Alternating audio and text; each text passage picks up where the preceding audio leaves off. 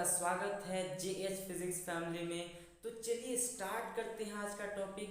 आज हम करने वाले हैं क्लास 12th का चैप्टर नंबर 9 और वो है ray optics and optical instruments. मतलब कि इस चैप्टर में हम लोग लाइट को रे एज्यूम करेंगे और उसके सारे फेनोमेनन्स को देखेंगे, जैसे कि रिफ्लेक्शन, रिफ्रैक्शन वो अगले लेक्चर में होगा, रिफ्रैक्शन इस लेक्चर में करने वाले हैं हम लोग reflection.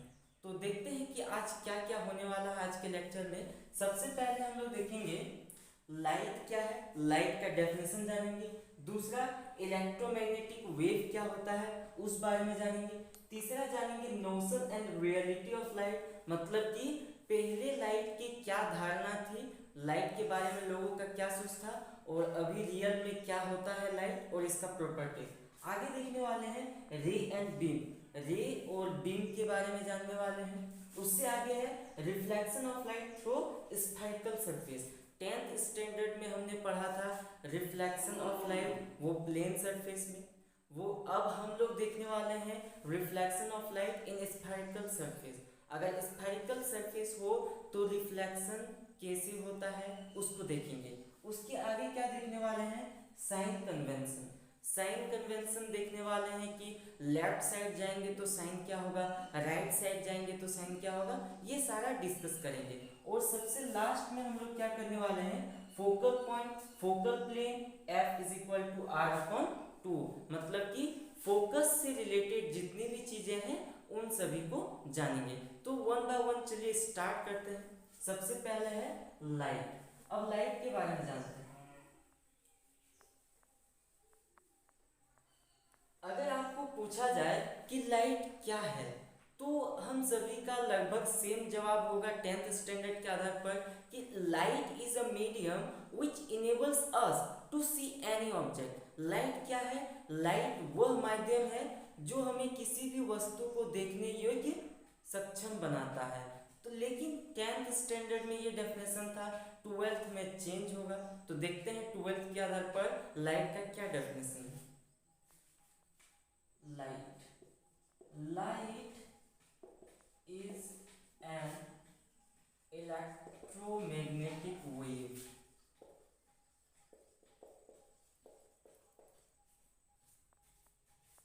of wavelength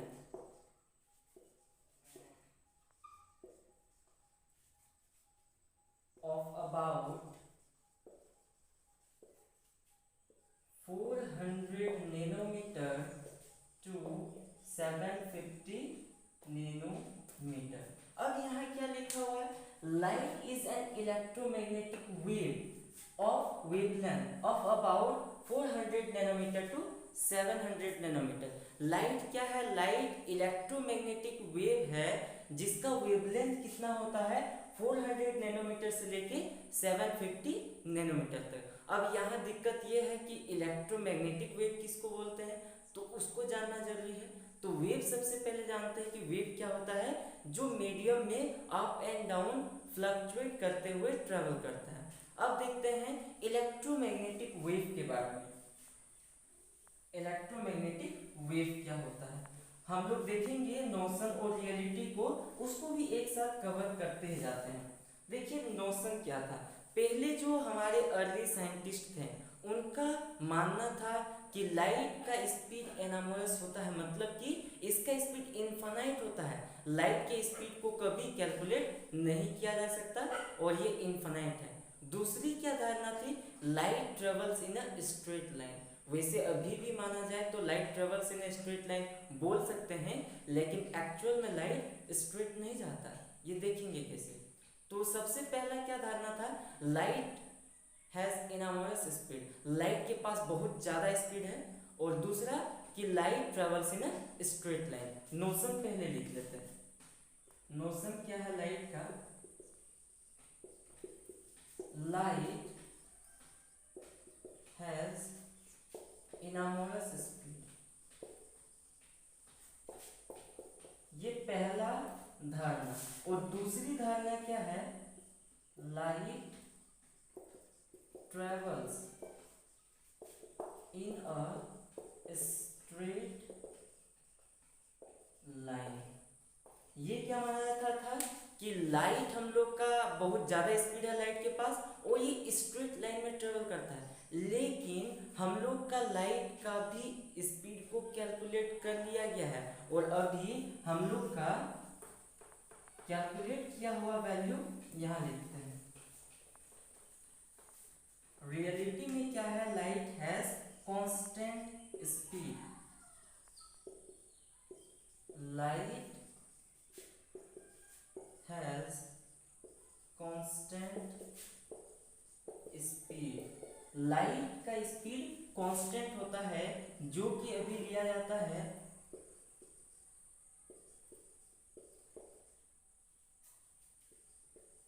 into 10⁸ metre पर सेकेंड। अभी कैलकुलेटेड वैल्यू है लाइट का, इस v को हम लोग c लिख सकते हैं, वेलोसिटी ऑफ लाइट। ये क्या है 2.99792458 इंटू 10⁸ मीटर पर सेकेंड। ये लाइट का फिक्स्ड वैल्यू है स्पीड का। दूसरी धारणा क्या थी कि light travels in a straight line, जो कि गलत है। हम लोग का लाइट इलेक्ट्रोमैग्नेटिक वेव है। Light is an electromagnetic wave. Light क्या है, लाइट एक इलेक्ट्रोमैग्नेटिक वेव है। सो हम लोग क्या बोल सकते हैं, अगर लाइट इलेक्ट्रोमैग्नेटिक वेव है और वेव हम सभी जानते हैं कि वो स्ट्रेट लाइन में ट्रेवल नहीं करते हैं, तो लाइट आखिरकार कैसे हम लोग का स्ट्रेट लाइन में ट्रेवल कर सकता है। लेकिन वैसे बोला जाए तो ये लगभग हम लोग बोल सकते हैं कि स्ट्रेट लाइन में ट्रेवल करती है। क्यों? क्योंकि हम लोग का जो वेव होता है इलेक्ट्रोमैग्नेटिक वेव लाइट का, इसका वेवलेंथ बहुत ही स्मॉल होता है, जिसकी वजह से ये लगता है कि ये स्ट्रेट लाइन में ट्रेवल करता है। देखिए इसको समझाते हैं। ये हो गया, एक बार स्क्रीनशॉट लेना चाहे तो ले सकते हैं। इसके बाद आगे बढ़े, हो गया, आगे देखते हैं। हम लोग का लाइट आखिरकार स्ट्रेट लाइन में जाते हुए कैसे दिखाई देता है। हम सिंपल एक वेव बनाते हैं और उसमें देखेंगे कि आखिरकार कैसे लाइट वेव होते हुए भी लगता है कि ये स्ट्रेट लाइन में ट्रेवल कर रहा है। हम जानते हैं कि अगर कोई वेव है सिंपली ऐसे चलेगा, ये इसका डायरेक्शन है वेव का, ये हो गया। हम लोग एक सिंपल वेव लेते हुए इसको समझते हैं कि आखिरकार लाइट कैसे स्ट्रेट लाइन में ट्रेवल करता है। सबसे पहले ये वेव ले लिए, इसका वेवलेंथ चेक करें तो यहाँ से यहाँ तक क्या होगा इसका वेवलेंथ। अगर इसके वेवलेंथ को हम लोग छोटा करते जाएं तो क्या होगा, इसको हम लोग क्या करें, वेवलेंथ को छोटा करते जाएं तो ये इस तरह होगा।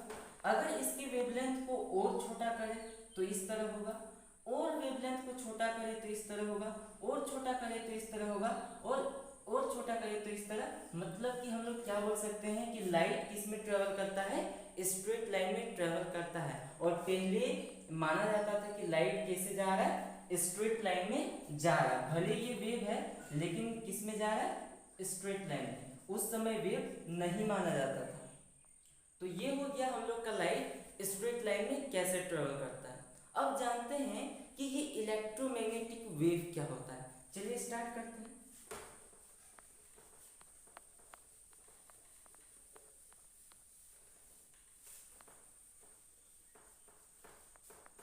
देखते हैं इलेक्ट्रोमैग्नेटिक वेव। इलेक्ट्रोमैग्नेटिक वेव, इसमें है the wave which has both time varying electric field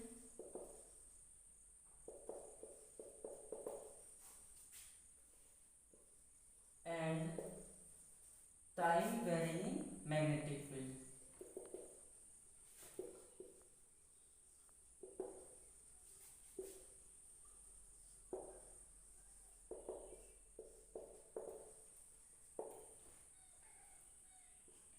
चलिए अब समझते हैं इसको। यहाँ इलेक्ट्रोमैग्नेटिक वेव के बारे में क्या लिखा गया है, the wave which has both time varying electric field and time varying magnetic field. वैसा वेव जिसके पास इलेक्ट्रिक फील्ड भी हो और मैग्नेटिक फील्ड भी हो और दोनों समय के साथ बदल रहे हैं, तो उस वेव को क्या कहा जाएगा? Electromagnetic wave.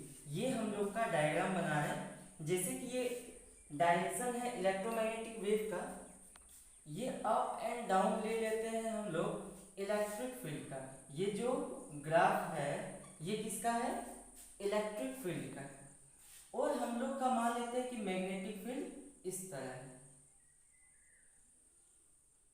ये electric field up and down है, मैग्नेटिक फील्ड हम लोग की ओर और बोर्ड की ओर है। तो ये है हमारा इलेक्ट्रोमैग्नेटिक वेव। अब जानेंगे इसकी प्रॉपर्टीज को भी। बहुत सारे प्रॉपर्टीज नहीं करेंगे, जो सिंपल है बेसिक्स है उनको बस कवर करेंगे यहाँ। बाकी एक चैप्टर है, चैप्टर नंबर 8, इसमें हम लोग इलेक्ट्रोमैग्नेटिक वेव के बारे में ही स्टडी करेंगे।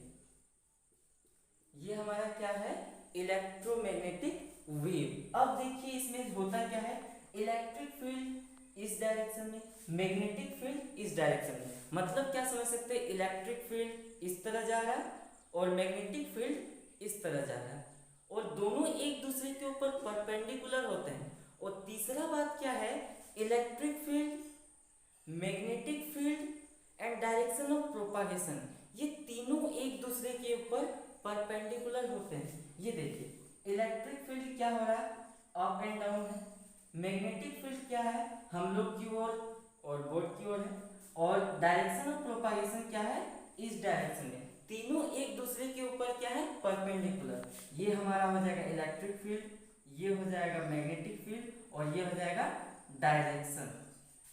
तो इसको हम लोग लिख सकते हैं मैग्नेटिक फील्ड बी वेक्टर। अब इसको देखते हैं तो मैग्नेटिक वेव कैसा होता है, इसको डायग्राम के थ्रू समझते हैं। देखिए यहाँ पर, जैसे कि अगर इसको हम माने इलेक्ट्रोमैग्नेटिक वेव, यहाँ देखिए ये हमारा अगर है इलेक्ट्रोमैग्नेटिक वेव और ये इलेक्ट्रोमैग्नेटिक वेव का डायरेक्शन है, तो ये अप एंड डाउन ये क्या है? हमारा इलेक्ट्रिक फील्ड। और ये जो येलो कलर का है ये क्या हमारा?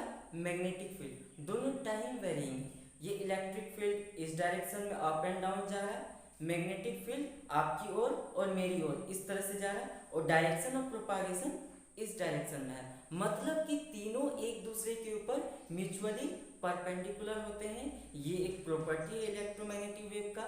दूसरा प्रॉपर्टी क्या है कि ये लाइट की स्पीड से ट्रेवल करता है। स्पीड इसका क्या होता है? Electromagnetic wave travels with speed of light। ये लाइट की स्पीड से ट्रेवल करता है और सबसे ज्यादा जरूरी बात ये है कि it doesn't need any medium to travel from one point to another.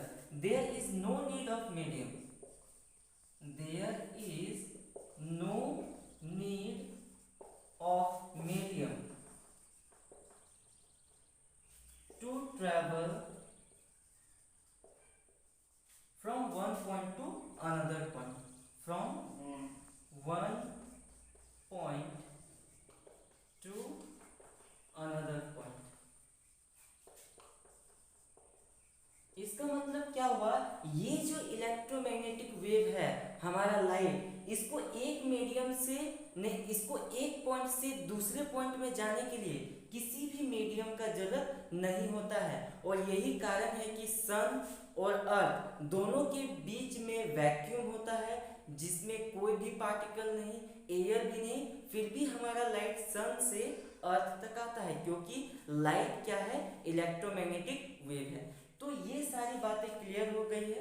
अब हम लोग आगे चलेंगे, तो एक बार स्क्रीनशॉट लेना चाहते हैं ले सकते हैं, इसके बाद हम लोग आगे बढ़ेंगे। ये हो गया। अब हम लोग देखने वाले हैं रे और बीम क्या होता है।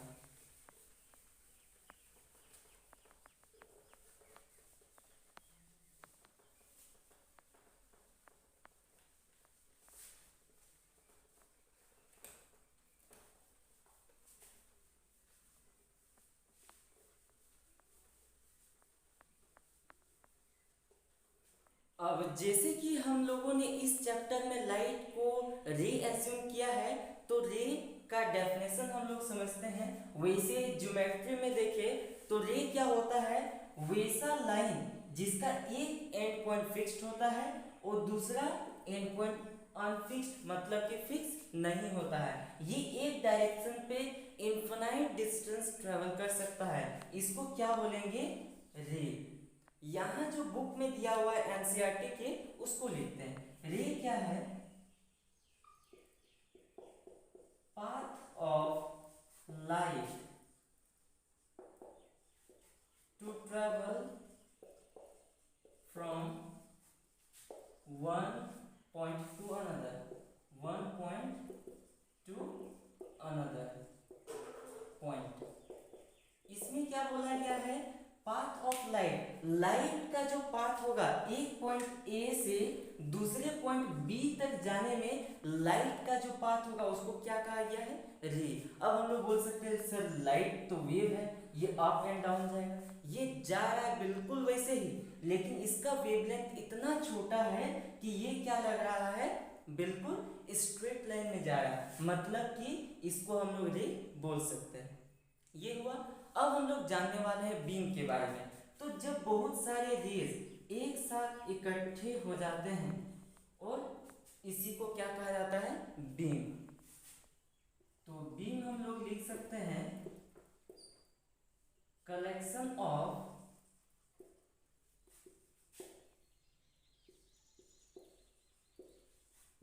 Raise is called beam. इसको हिंदी में क्या कहा जाता है, प्रकाश पुंज। आई थिंक नहीं, हम लोग क्या देखें कि बीम क्या है, कलेक्शन ऑफ रेज होता है, इसको हम लोग क्या बोलेंगे, बीम। जब बहुत सारे लाइट के रेज एक दूसरे के साथ मिल जाते हैं तो कलेक्टिवली उनको क्या कहा जाता है, बीम। यहाँ तक क्लियर हो गया। अब हम लोग आगे बढ़ते हैं, देखने वाले हैं साइन कन्वेंशन। जब हम लोग मिरर लेंगे, लेंस लेंगे, तो किस साइड किसको क्या लेना है, प्लस ले माइनस ले, उसको देखेंगे। तो चलिए आगे बढ़ते हैं। आगे देखने वाले हम लोग साइन कन्वेंशन।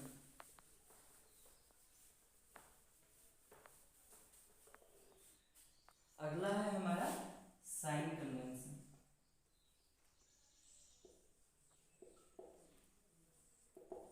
ये बिल्कुल ही सिंपल टॉपिक है साइन कन्वेंशन, 10th क्लास के कार्टेशियन कोऑर्डिनेट्स के आधार पर है। ये देखते हैं हम लोग का 10th में क्या था, अगर x एक्सिस इधर है, इधर क्या होगा x डैश, y ये इधर है तो ये क्या होगा y डैश, और ये हम लोग का पॉइंट ऑफ इंटरसेक्शन O। अब हम लोग जानते हैं कि इस पॉइंट O से राइट साइड हम लोग जाते हैं तो इसको किस में लेते हैं, पॉजिटिव में, और इस पॉइंट से ऊपर जाते हैं तो उसको भी किस में लेते हैं, पॉजिटिव में। अगर इस पॉइंट से लेफ्ट में आ रहे हैं तो इसको किससे डिनोट करते हैं, नेगेटिव से, और इस पॉइंट से अगर नीचे आ रहे हैं तो इसको किससे डिनोट किया जाता है, नीचे, और नेगेटिव। तो बस यही सेम हम लोग यूज करने वाले हैं लेंस के लिए और मिरर के लिए। तो लेते हैं कनकेव मिरर, देखते हैं इसमें क्या है। कनकेव मिरर और कन्वेक्स दोनों ले लेते हैं। ये हमारा है कनकेव मिरर और ये हमारा हो जाएगा कन्वेक्स मिरर। ये जो हमारा पॉइंट होता है, इस पॉइंट को कहा जाता है पोल, डिनोट किया जाता है P से। और यहाँ ध्यान दीजिए, ये जो हमारा मिरर है इसका जरूर इधर कोई सेंटर ऑफ कर्वेचर होगा, मतलब कि ये इस पॉइंट को मान ले सेंटर ऑफ कर्वेचर, तो ये बहुत बड़े सर्कल का हिस्सा है। ये इस पॉइंट को क्या मान सकते हैं, सेंटर ऑफ कर्वेचर C। इसका सेंटर ऑफ कर्वेचर क्या होगा, राइट साइड। ये हो गया। अब देखते हैं लाइट हमारा किधर भी आ सकता है, ये इस डायरेक्शन में भी लाइट आ सकता है और इस डायरेक्शन में भी, लेकिन बुक में लिया गया है और जनरली यही एज्यूम किया जाता है कि लाइट किस डायरेक्शन से आ रहा है, लेफ्ट डायरेक्शन। लेफ्ट डायरेक्शन से हमारा लाइट इधर आ रहा है, यहाँ भी सेम लाइट इस डायरेक्शन में आएगा। अब यहाँ देखिए हम लोग जो भी साइन कन्वेंशन लगाएंगे इस पॉइंट P को O की तरह एज्यूम करेंगे। जिस तरह कार्टेशियन कोऑर्डिनेट में O हमारा पॉइंट ऑफ इंटरसेक्शन होता था और उससे लेफ्ट राइट हम लोग समझते थे, सेम यही कंसेप्ट यहाँ लगाना है। तो यहाँ देखते हैं ये हमारा पोल है, ये सेंटर ऑफ कर्वेचर C इस डायरेक्शन में है, तो इसको क्या बोलेंगे, नेगेटिव। और यहाँ पर centre of curvature right side है, इसको क्या बोलेंगे, पॉजिटिव। ये हो गया। अब यहीं पे हमारा होता है सेंटर ऑफ कर्वेचर पोल के बीच में एक पॉइंट जहां पर सभी लाइट या तो कन्वर्स होते हैं या फिर डाइवर्स होते हैं। इस पॉइंट को क्या बोलेंगे, फोकल पॉइंट, और ये भी क्या होगा, पॉजिटिव। और इस केस में यहाँ पर क्या हो जाएगा, फोकल पॉइंट ये लेफ्ट साइड है तो फोकल लेंथ क्या हो जाएगा, नेगेटिव। इसमें अगर ऊपर की ओर जाएंगे तो क्या हो जाएगा, पॉजिटिव, और नीचे की ओर जाएंगे तो क्या हो जाएगा, नेगेटिव। राइट की ओर जाएंगे तो पॉजिटिव, लेफ्ट की ओर आएंगे तो नेगेटिव। सेम यही लगेगा, यहाँ भी वही, ये हो जाएगा हमारा नेगेटिव, ये पॉजिटिव, ये नेगेटिव, और ये हो जाएगा पॉजिटिव। अब यहाँ समझते हैं इसके लिए u हम लोग बोलते हैं ऑब्जेक्ट का पोल से डिस्टेंस, और u हमेशा बाईं ओर होता है, इसलिए ये क्या होगा, नेगेटिव। इसके लिए देखिए कनकेव के लिए, कनकेव मिरर, और इधर है हमारा कन्वेक्स मिरर। अब समझते हैं एक एक करके। अगर इसमें u लिया जाए तो ये बाएं साइड है, क्या होगा, negative. Centre of curvature C लिया जाए तो ये भी बाएं साइड है, क्या होगा, नेगेटिव। फोकल डिस्टेंस लिया जाए ये भी क्या होगा, नेगेटिव, बाएं साइड है। अब यहाँ पे हम लोग का हाइट ऑफ ऑब्जेक्ट, जब भी हम लोग ऑब्जेक्ट को रखते हैं हमेशा प्रिंसिपल एक्सिस के ऊपर ही रखते हैं। ये जो हमारा लाइन है जो पोल से पार हो रहा है, इस लाइन को हम लोग क्या कहेंगे, प्रिंसिपल एक्सिस। प्रिंसिपल एक्सिस के ऊपर हमेशा हाइट हम लोग का पॉजिटिव होता है, तो हाइट ऑफ ऑब्जेक्ट हम लोग का क्या हो जाएगा, पॉजिटिव। दूसरा height of image, height of image जब ये नीचे होगा तो नेगेटिव हो सकता है, और जब ऊपर होगा तो पॉजिटिव हो सकता है। वो अलग अलग केसेस में हम लोग देखेंगे। ये हो गया। अब इस डायरेक्शन में यहाँ चलते हैं कन्वेक्स मिरर के लिए। इसके लिए भी u सेम नेगेटिव होगा। फोकल पॉइंट, फोकल डिस्टेंस क्या हो जाएगा, ये पॉजिटिव, क्योंकि पोल से राइट ओर है तो ये पॉजिटिव होगा। Centre of curvature right side है तो रेडियस ऑफ कर्वेचर क्या हो जाएगा, पॉजिटिव। यहाँ ये हो जाएगा radius of curvature positive. Same यहाँ पे भी, यहाँ मैंने सेंटर ऑफ कर्वेचर लिखा, यहाँ रेडियस होना चाहिए, ये पॉजिटिव होगा और ये नेगेटिव होगा। यहाँ पे भी देखेंगे हाइट ऑफ ऑब्जेक्ट, तो ये क्या होना चाहिए, पॉजिटिव। तो यही था साइन कन्वेंशन हम लोग का कनकेव लेंस, कनकेव मिरर और कन्वेक्स मिरर में। और भी बहुत सारी चीजें हैं, जैसे कि u हम लोग का कब नीचे होगा, मतलब कि कब नेगेटिव और कब पॉजिटिव, ये अलग अलग केसेस पर डिपेंड करता है, वो आगे देखेंगे। ये हमारा साइन कन्वेंशन हो चुका। अब हम लोग देखने वाले हैं reflection of light through spherical surface. उससे पहले समझते हैं रिफ्लेक्शन क्या है।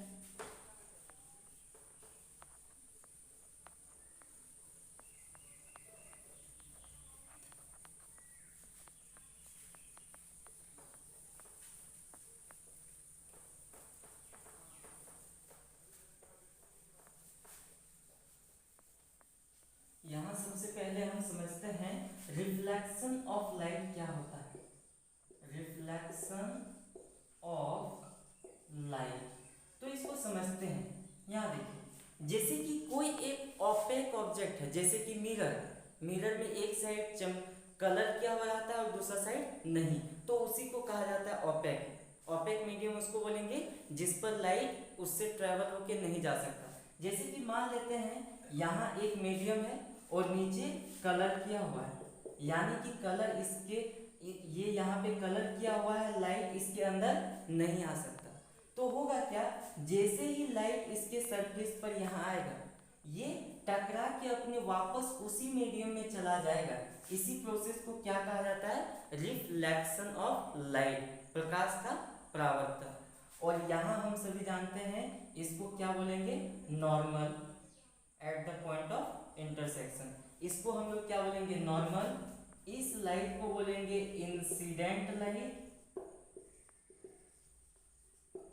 इसको बोलेंगे रिफ्लेक्टेड लाइट। अब यहाँ पे हम लोग का इंसिडेंट रे और नॉर्मल के बीच में जो होगा एंगल, उस एंगल को बोलते हैं एंगल ऑफ इंसिडेंस आई। अब नॉर्मल और रिफ्लेक्टेड रे के बीच में जो एंगल होगा उस एंगल को बोलेंगे angle R, means angle of refraction.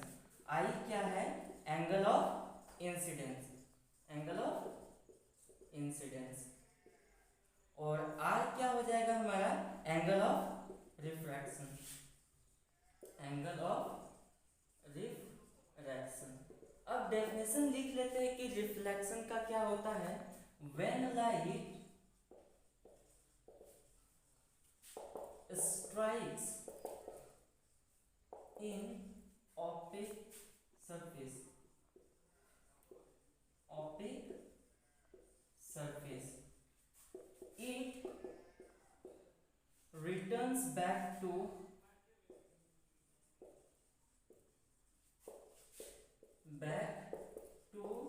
his medium। यहाँ इट्स लगा देते हैं, बैक टू हिज मीडियम, कोई दिक्कत नहीं। It returns back to his medium. This phenomenon is called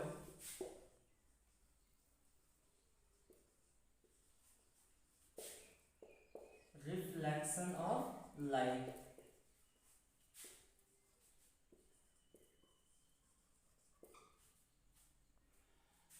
तो यहां देखते हैं रिफ्लेक्शन ऑफ लाइट क्या है, when light strikes in opaque surface it returns back to first medium. ये ज्यादा बेहतर होगा, इसको क्या ले सकते हैं, फर्स्ट मीडियम, फर्स्ट मीडियम। जब लाइट किसी ओपेक सरफेस से टकराता है तो ये वापस अपने ही मीडियम में लौट जाता है। इस प्रोसेस को क्या बोलते हैं, रिफ्लेक्शन ऑफ लाइट। अब ये बहुत पहले आप सभी पढ़ चुके हैं कि ये इंसिडेंट रे, नॉर्मल और रिफ्लेक्टेड रे तीनों एक प्लेन में होते हैं। दूसरा कि एंगल ऑफ इंसिडेंस और एंगल ऑफ रिफ्लेक्शन दोनों सेम होते हैं, तो इनको कहा जाता है लॉ ऑफ रिफ्लेक्शन। बस यहाँ पे हम लोग लिखते हैं, इसको स्क्रीनशॉट लेना है ले सकते हैं, इसके बाद आगे बढ़ेंगे। हो गया, चलिए आगे बढ़ते हैं।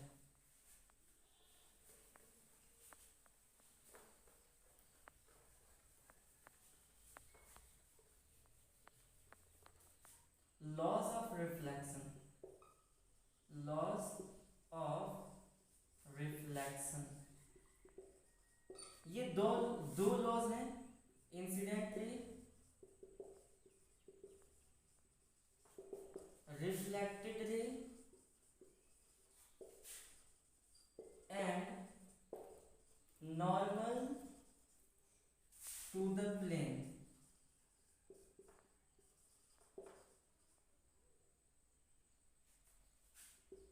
All lie in same plane।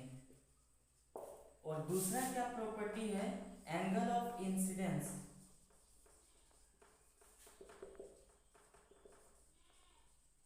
And angle of reflection are identical, are identical. मतलब कि angle of incidence is equal to angle of refraction, angle I is equal to angle R. ये हमारा दो लॉ हो गया। ये सेकंड वाला तो समझ में आ रहा है, बिल्कुल सिंपल है, लेकिन फर्स्ट वाले को समझते हैं। यहाँ पे जैसे हम मान लेते हैं कि ये कोई एक सरफेस है, ये हमारा क्या है, एक सरफेस है। यहाँ पे नॉर्मल खींचेंगे तो ये होगा, ये वाला हो जाएगा हमारा नॉर्मल।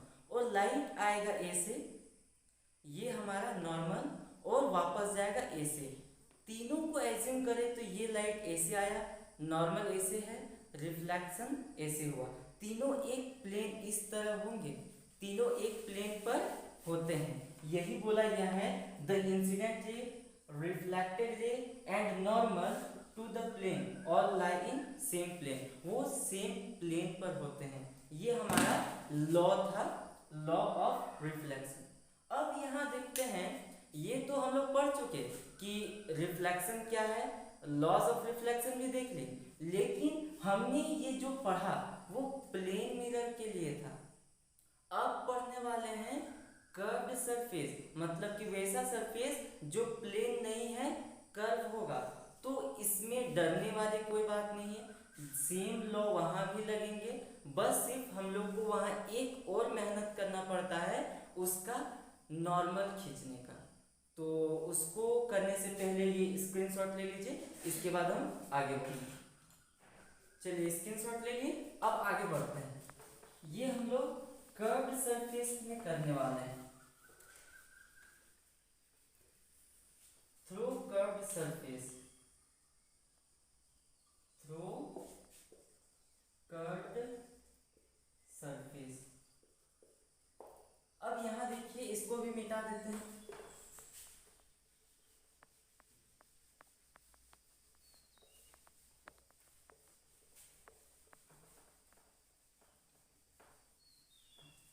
ये हमारा इस तरह से हो गया।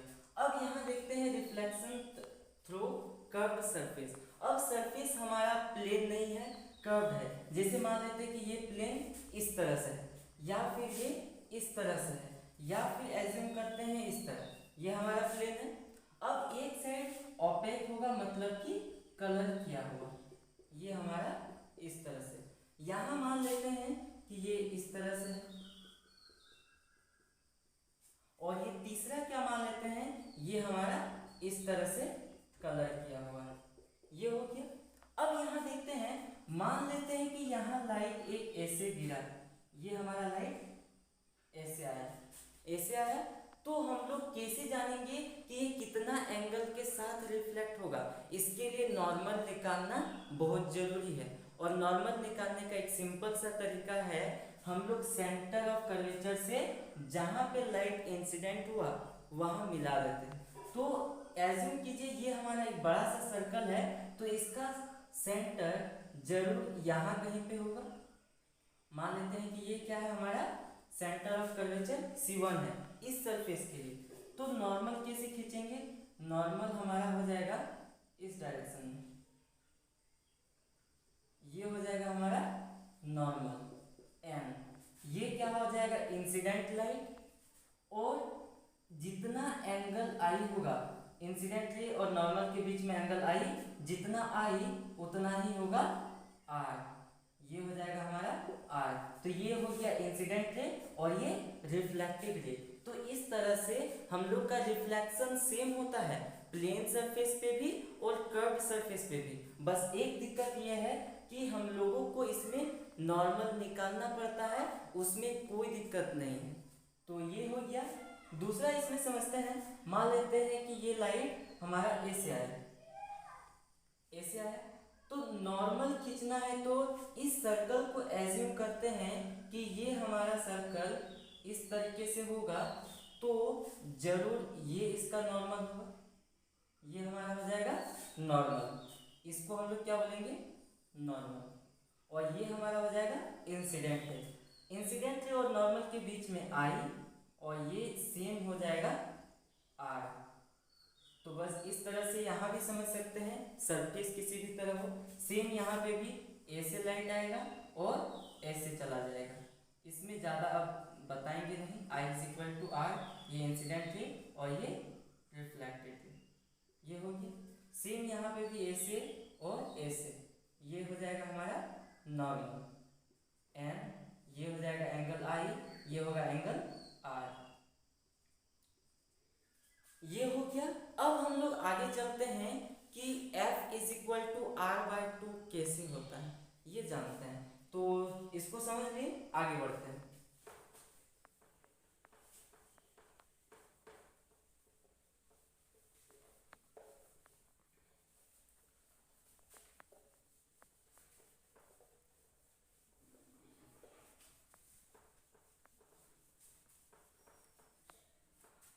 करने वाले हैं F is equal to R by two, ये कैसे आएगा।